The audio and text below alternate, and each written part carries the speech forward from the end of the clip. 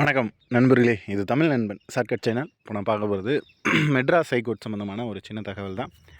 So இந்த documents எல்லாமே upload பண்ண சொன்னாங்க. டாக்குமெண்ட்ஸ் அப்லோட் பண்ண சொன்னதில் நிறைய விஷயங்கள் அப்படின்றது கொஞ்சம் டவுட்ஸ் அப்படின்றது இருக்குது. ஸோ அந்த டவுட்ஸ், மேஜரான டவுட்ஸ் எல்லாம் என்ன, அதை வந்து எப்படி சரி பண்ணுறது அப்படின்ற விஷயத்தை பார்த்துருவோம். ஃபஸ்ட்டு வந்து மெயினான டவுட் என்னென்னா, மார்க் ஷீட் அப்லோட் பண்ணணுமா, டிசி அப்லோட் பண்ணணுமா அப்படிங்கிறது. மெயினாக வந்துட்டு உங்களுக்கு டிசி அப்படிங்கிறது கேட்டிருக்காங்க. அவங்க வந்து சொல்லியிருந்த இன்ஸ்ட்ரக்ஷன்ஸ்லேயே பார்த்தீங்கன்னா, நீங்கள் கடைசியாக முடித்த டிசி அப்படின்றது வந்து கம்பல்சரி கொடுத்தாகணும். ஸோ அதனால் முடிஞ்ச வரைக்கும் டிசி அப்லோடு பண்ண யாரும் விட்டுறாதீங்க, அப்லோடு பண்ணாமல் இருந்துடாதீங்க.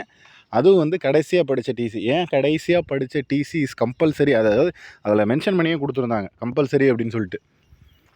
எதுக்காக கடைசியாக படித்த டிசி கேட்குறாங்க அப்படின்னா, உங்களோட ஹையர் குவாலிஃபிகேஷன் என்ன, அதாவது நீங்கள் வந்துட்டு இப்போ ஒரு டிகிரி படித்தோ வேறு ஏதாவது யூஜி பிஜி பண்ணியிருந்தோ கூட நீங்கள் அதை மறைச்சிட்டு டுவெல்த்து டிசியோட ஜெராக்ஸ் வச்சு அந்த மாதிரி எதுவும் அப்ளை பண்ணியிருக்கீங்க அப்படின்னா அவங்களுக்கு வந்து அது தெரிய வரணும். ஸோ அதனால் ஹை குவாலிஃபிகேஷனில் என்ன இருக்கோ அதை வந்து அப்லோட் பண்ணுங்கள் அப்படின்னு சொல்லியிருக்காங்க. ஸோ கடைசியாக முடித்த டிசி தான் உங்களுக்கு வந்து நீங்கள் படித்த ஒரு இதுவாக இருக்கும், இன்ஸ்டியூஷனில் கொடுத்த டிசியாக இருக்கும். ஸோ அப்போ வந்து அந்த இன்ஸ்டியூஷனில் என்ன படிச்சிருக்கீங்க அப்படின்ற தகவலை வந்து அவங்களால தெரிஞ்சுக்க முடியும். அந்த காரணத்தினால தான் டிசி மஸ்ட்டு அப்படின்னு சொல்கிறாங்க. ஸோ அதனால் டிசியை வைக்காமல் யாரும் அப்லோடு பண்ணிடாதீங்க. இதில் இன்னொரு ப்ராப்ளம் என்னென்னா, அந்த அப்லோடு ஆப்ஷன் வராமல் இருக்கிறது, ப்ளஸ் வந்துட்டு லாகின் வராமல் இருக்கிறது. நம்ம ஆல்ரெடி சொல்லிட்டோம், நிறைய பேர் ஒரே டைமில் ஒரே நேரத்தில் வெப்சைட்டுக்குள்ளே இருக்காங்க அப்படின்னா, கவர்மெண்ட் வெப்சைட் மேபி வந்து மெட்ராஸ் ஹைகோர்ட் வெப்சைட் இந்த மாதிரியான பிரச்சனைகளை நிறைய வாட்டி எதிர்கொண்டிருக்கு. ஸோ நிறைய தடவை இந்த மாதிரி ஆயிருக்கு. ஸோ நீங்கள் ஃபோனில் எதுவும் ட்ரை பண்ணாமல் மேபி லேப்டாப் இருந்துச்சுனாலோ இல்லை ப்ரௌசிங் சென்டர் போய்ட்டோ கூட நீங்கள் ட்ரை பண்ணுங்கள். ஏன்னா அங்கே இருக்கிற சர்வருக்கு வந்து கொஞ்சம் ஓரளவுக்கு நல்லாயிருக்கும். உங்களுக்கு வந்துட்டு நெட்வொர்க் இஷ்யூ அந்த மாதிரி எதுவும் வராது. ஸோ அதனால் மொபைலில் ட்ரை பண்ணாமல் லேப்டாப் ஆர் ப்ரௌசிங் சென்டர் அந்த மாதிரி ட்ரை பண்ணிங்கன்னா சக்ஸஸ்ஃபுல் ஆகிறதுக்கு சான்சஸ் அப்படின்றது நிறைய இருக்குது. அடுத்து வந்து இந்த லாகின்னு அண்டு அப்லோடு, இது ரெண்டுமே அதுதான், சேம் இஷ்யூ தான். அவங்க சைட்டில் இருக்கிற ஒரு சின்ன ப்ராப்ளம்.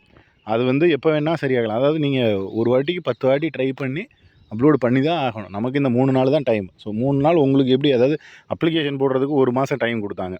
ஸோ இந்த 1 மாதம் ஃபுல்லாக அப்ளிகேஷன் போட்டவங்க எல்லாருமே, எக்ஸாம் எழுதின எல்லாருமே இந்த 3 நாளில் சர்டிஃபிகேட் அப்லோடு பண்ணாங்க. ஸோ ரெண்டையும் யோசிச்சு பாருங்கள். 1 மாதம் அப்ளிகேஷன் போட்டவங்க 3 நாளில் சர்டிஃபிகேட் அப்லோடு பண்ணணும் அப்படின்னா 3 நாளில் எல்லாருமே உள்ளே இருப்பாங்க, லாகின் பண்ணியிருப்பாங்க.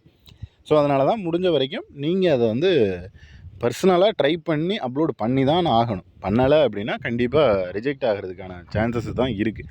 ஏன்னா நீங்கள் பண்ணலை அப்படின்னா நீங்கள் வேறு ஏதாவது வேலைகளுக்கு போயிட்டீங்களோ, இல்லை வேறு ஏதாவது ஜாபுக்கு போயிட்டீங்க, இல்லை வேறு உங்களுக்கு வர்றதுக்கு விருப்பம் இல்லை, அந்த மாதிரி தான் எடுத்துப்பாங்களே தவிர இதை வந்து கன்சிடர் பண்ண மாட்டாங்க. அப்புறம் வந்துட்டு இந்த என்ஓசி. ஸோ ஒரு நபர் வந்து கேட்டிருந்தாங்க இந்த என்ஓசி டீட்டெயில்ஸ் சம்மந்தமாக. அதாவது நம்ம இப்போ வந்துட்டு எனக்கு என்ஓசி காமிக்கிற மாதிரி இல்லை, நான் அப்லோடு பண்ணணுமா அப்படின்னு.